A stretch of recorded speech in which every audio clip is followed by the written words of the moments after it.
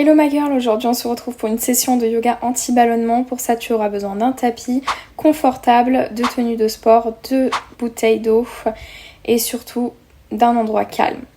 On commence tout doucement, tu t'assois en tailleur, tu inspires et expires profondément tout en te concentrant sur ta respiration et ce qu'elle produit. Ta respiration produit un mouvement du torse, donc tu te concentres sur ce mouvement. Tu vas inspirer profondément. En 4 temps, bloquer la respiration et expirer en 5 temps. Désormais, tu vas commencer à inspirer profondément et expirer par à-coups. Tu inspires profondément et lorsque tu expireras par à-coups, tu expireras par le diaphragme. Ça fait...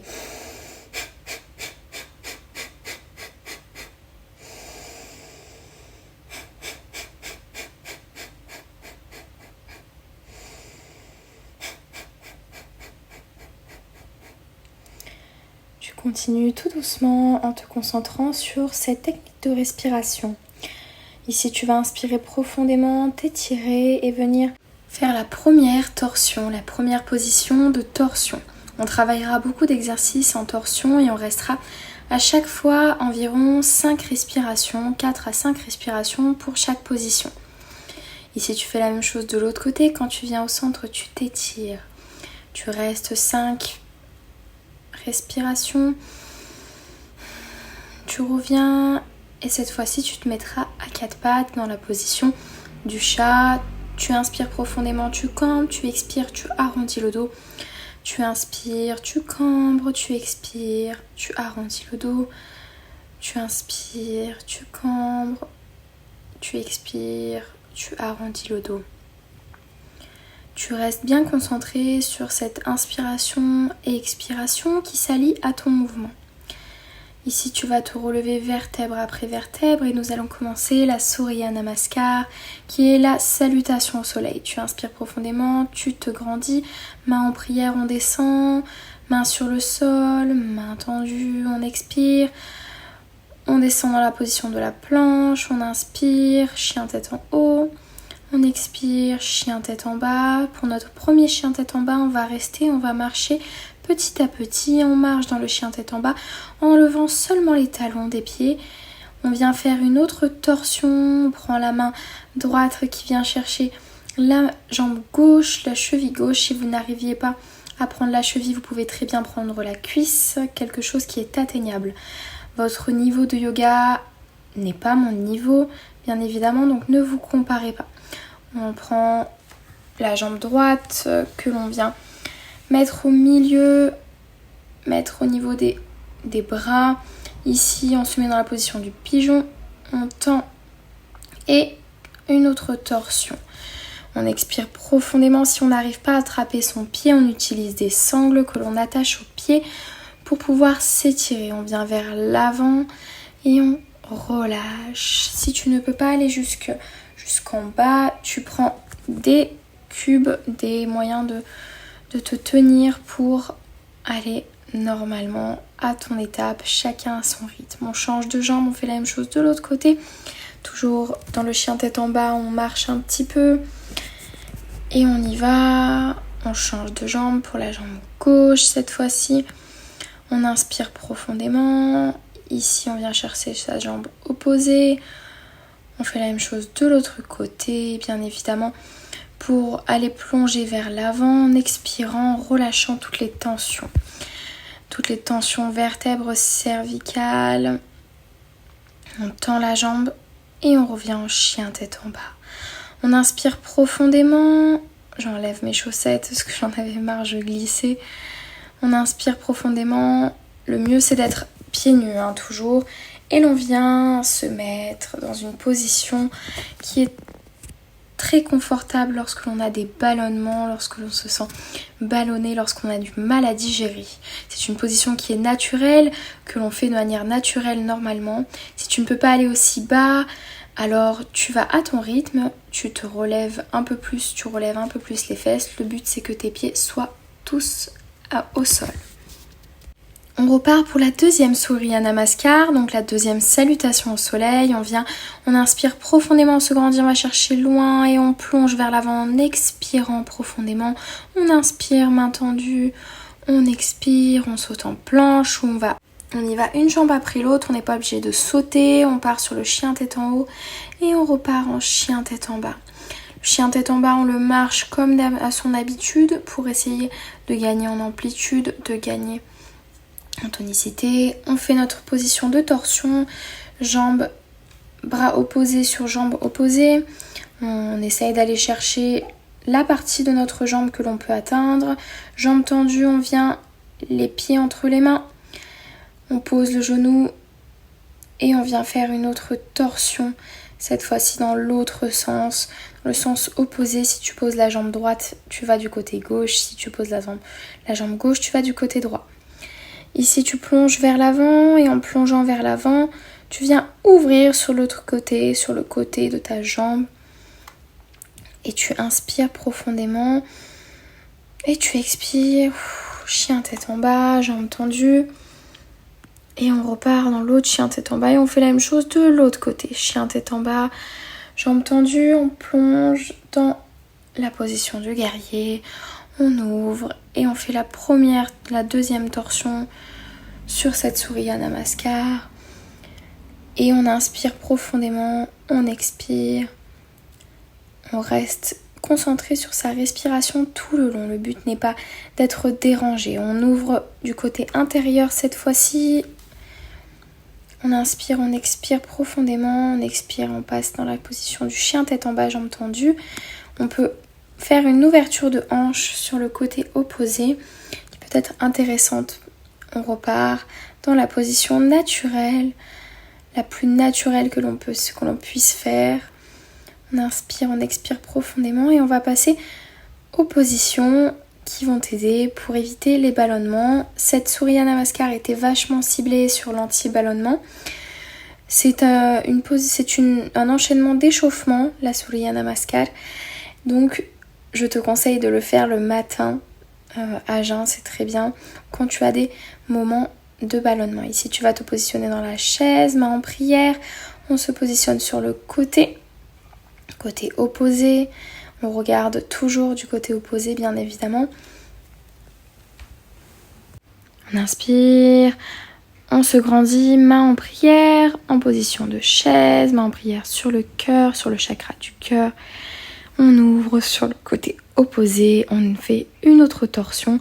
Les torsions sont très bien pour travailler, pour masser les viscères, pour masser les organes profonds. On part cette fois-ci sur une position d'équilibre. On vient chercher à attraper notre gros orteil. Si vous ne pouvez pas, vous prenez des sangles que vous entourez à votre pied. Vous attrapez le bout des sangles. Et vous venez en fixant un point fixe. Vous venez attraper, étendre votre jambe. Vous regardez du côté opposé. Et vous faites la même chose de l'autre côté. Le bras arrière est tendu et vous regardez en direction de ce bras arrière qui va se diriger vers l'extérieur. On inspire, on expire profondément et on se concentre sur cette position d'équilibre, sur un point fixe qui ne bouge pas pour éviter toute frustration. On descend vertèbre après vertèbre, on se positionne sur les ischios, les petits os pointus que l'on a en dessous des fessiers. On se grandit et on vient faire une autre torsion. On attrape notre pied opposé avec notre bras opposé et on ouvre vers l'extérieur en tendant la main vers l'extérieur. On fait la même chose de l'autre côté. On inspire, on expire profondément et on se concentre sur sa respiration, sur cette session anti-ballonnement qui est là pour t'aider. Ici, on passe sur la pince. On est en Paschimottanasana et cette fois-ci, on expire profondément pour aller chercher toujours plus loin dans la pince. C'est une position qui est très intéressante pour éviter les ballonnements. On vient lever la jambe, la plier et venir positionner le coude sur le genou, vers l'extérieur du genou même. Et on vient faire une autre torsion.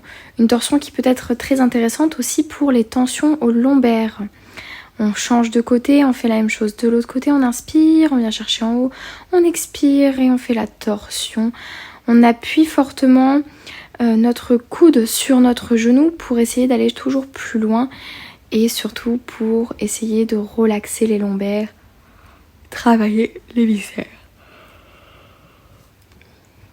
Ici, on va venir faire un câlin à notre jambe. On se remercie de pratiquer ce sport, de pratiquer cette séance de yoga, de nous faire du bien. On prend notre jambe comme si on souhaitait bercer un bébé, comme si vous souhaitiez prendre un bébé. Et sur cette position, vous vous remerciez de ce que vous accomplissez chaque jour, d'être la meilleure, de vous donner à fond dans ce que vous faites, d'entreprendre une transformation, qu'il y ait des échecs ou non, vous devez vous remercier. Remercier d'avoir simplement tenté, remercier d'avoir réalisé des choses et de peut-être ne pas être passé à côté de certaines choses. Vous remerciez même quand vous ne réussissez pas. Vous remerciez juste d'être vous. On passe sur le dos, cette fois-ci on se met dans la position de l'œuf, la position la plus attrayante, la plus simple, la plus sympathique pour les ballonnements. Ici, on vient se recroqueviller, on tourne de chaque côté. On croise les jambes et on vient faire une autre torsion du côté opposé. Notre regard se positionne du côté opposé et on change bien évidemment de jambe et de côté. Si c'est la jambe droite qui se met sur la jambe gauche, alors la jambe droite va du côté droit et on regarde du côté gauche. On est en torsion. Le but ici est de faire un massage complet des viscères et complètement entier. On va inspirer profondément, on va se mettre dans la position de l'enfant. L'enfant joyeux, redécouvrez votre enfance. Si vous n'arrivez pas à attraper vos pieds, ce qui est possible, attrapez vos mollets, vos genoux, vos cuisses. C'est déjà très bien, vous faites un très bon travail. Et alors peut-être cette fois-ci sur cette position, il pourrait y avoir quelques désagréments, quelques petits filements d'air qui pourraient faire du bien du coup à votre intestin. Donc on reste ici, on prend le temps d'apprécier cette position, une position de l'enfant qui peut être très intéressante lors de ballonnement. On passe directement dans la position de la chandelle.